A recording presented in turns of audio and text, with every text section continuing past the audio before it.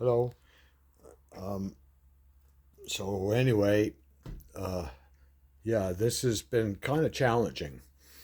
Um, my gas tanks, most of them have a warp where the bottom point here has shrunk in from not being sitting on the bike for years.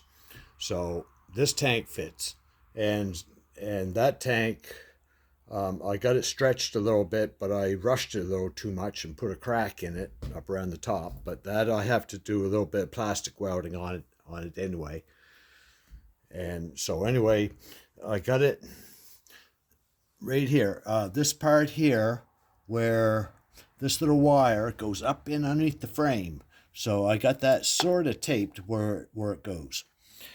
And I routed the wiring behind the tank here and put a loop in it so it can turn back and forth and miss. So slowly I'm getting more familiar with it.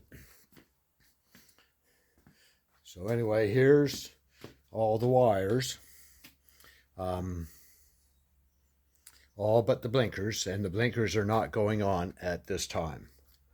So I'd like to have another table. My other table is way over in there and it's too heavy. I can't move it. And I put this hand brace on a few days ago, or I got it. I should have had that all along because, oh my Lord, it really works.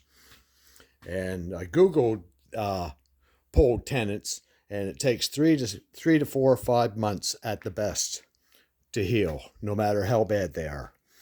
So it'll take the rest of the summer. So anyway, here's my one of my guides. Everything is hooked up here, and it all goes through, and most of the colors just match up. So I'd like to have this on a table to make it a little easier, but I can see it, and I need it a little closer to the bike. But I haven't been exactly organized, but I'm getting closer now. Here's my wiring diagram, and this is, now there is an actual wire diagram in the book, as complicated as all wire diagrams usually are, but this one is kind of special. This one shows the actual harness for each thing going into the headlight, which is right, oops, sorry, the headlight right here. Like here's the blinker switch. So it goes across and in, and you can see each wire. There's a blinker, the horn, individual things. Like the speedo goes in on its own wiring harness into the headlight bucket. So by showing this actual harness going in, that's the main harness right here, and then all these other harnesses coming in, I can easily follow, and they're all color coded and easy to read. The only problem is there's a lot of wires, and you can only do one or two at a time. And of course, when I grabbed this, the wire was a little loose, so I turned it off. And of course, the metal part is all pushed off to one side, which is a very common problem. So I don't know if I want to shorten it any, because these usually are just the right length. So I'll kind of carefully pick at it until I get those little fibers all in the middle again and see how it works before I go and put it on. But anyway, this wiring harness is like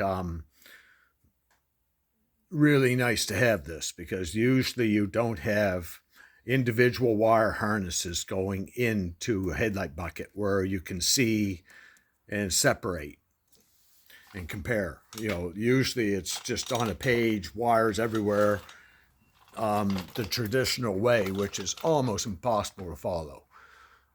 So anyway, here's my main wiring harness right here.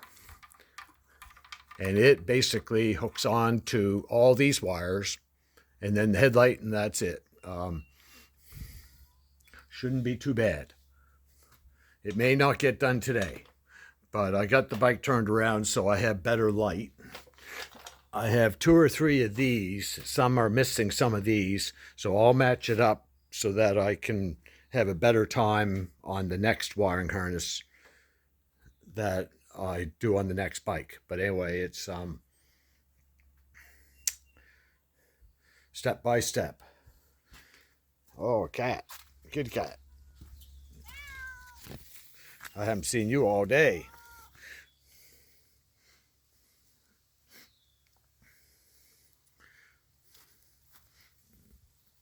Yeah, it's quite nice out.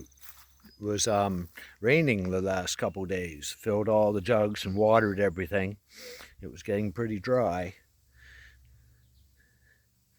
Kitty, kitty, kitty.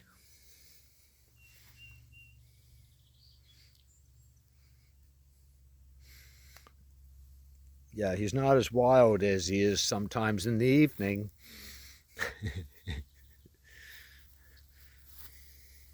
So anyway, with the gas tanks being warped in here, like it's getting hot. Yeah, real hot. So this is still loose, quite loose. And the tank's nowhere near hot enough. It's only been in here a couple hours. When that tank gets good and hot, I'll shove this shingle in beside it, because that's shrunk in. It's supposed to be about that. Oh, it should be 1/4 of an inch out on each side. It's shrunk in. It won't even go over the frame. And there's a tire trying to get warmed up.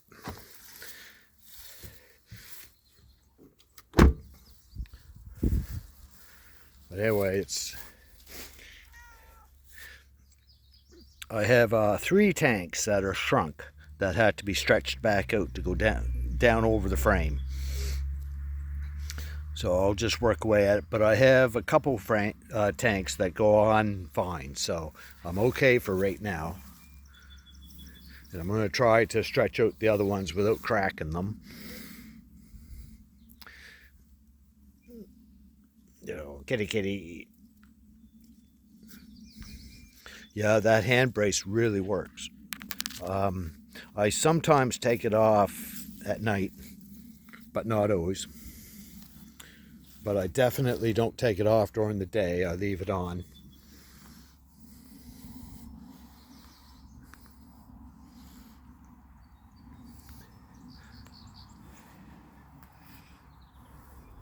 Yeah,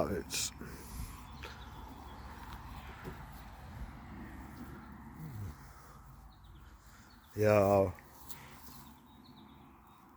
try to get that wiring back together. Oh, little kitty.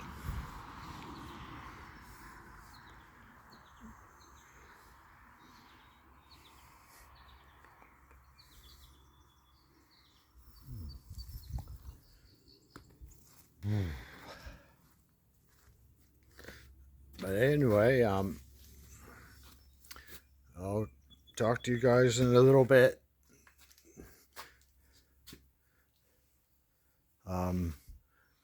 See you later.